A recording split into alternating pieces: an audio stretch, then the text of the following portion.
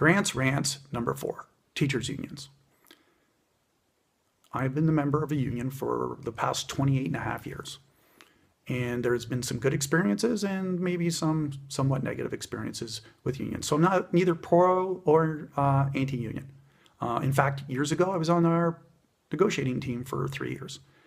And I'm not here to complain. I'm not here to complain that I spent $25,000 in union dues and I'm not really sure how it was all spent.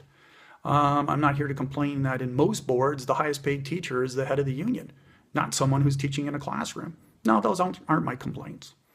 My biggest complaint is that you can't fire a teacher. And I'm not talking about somebody who's had a bad day or you don't agree with their teaching style. That's not what I'm talking about. I mean, teachers go through things as well.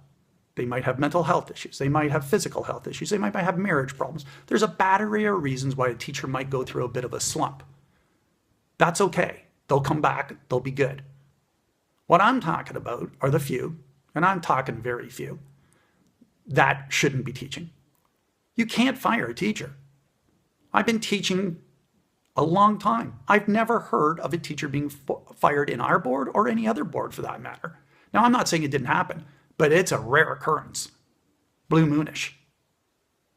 And why is that? Out of 100,000 people, you think everybody's pulling their weight, doing their job day in, day out? That can't be the case.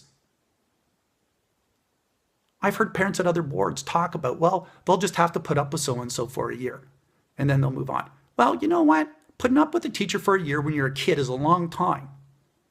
Why would you want to compromise your child's education for an entire year? And maybe their enthusiasm for learning in general because they've had a bad experience. Now, I'm not talking that all teachers should teach the same. In fact, students benefit from a myriad of different teaching styles. I'm saying all teachers should, like kids, there's a thought, be engaging and connect with kids. So that would mean to me that you should know a little bit about them outside of school, things they like, things they dislike. You should know a little bit about their family. You should try to find some things out so you know. And at the end of the week, maybe every once in a while you say, that was a great week, guys. We did a lot of learning. We had a lot of fun. That was awesome. You just made my week. It's undisputable that kids work better for teachers they like. There's data upon data upon data that shows kids do better when they know that their teachers like them and that they want to be there and they love their jobs. So my question to the unions is this: why are we protecting these incompetent teachers? I don't know what the solution is, because I know a union's job is to support every member. But there's certain things that I think that we need to be able to work with boards of the province around. And that's get rid of the deadwood.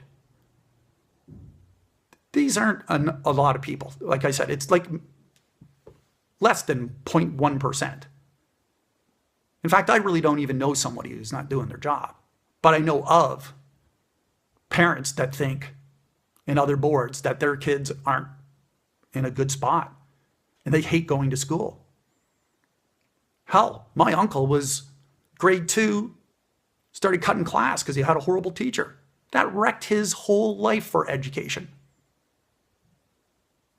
Now, he was a brilliant man, so he did really well in life, but he never liked school. And it all started with a grade 2 teacher.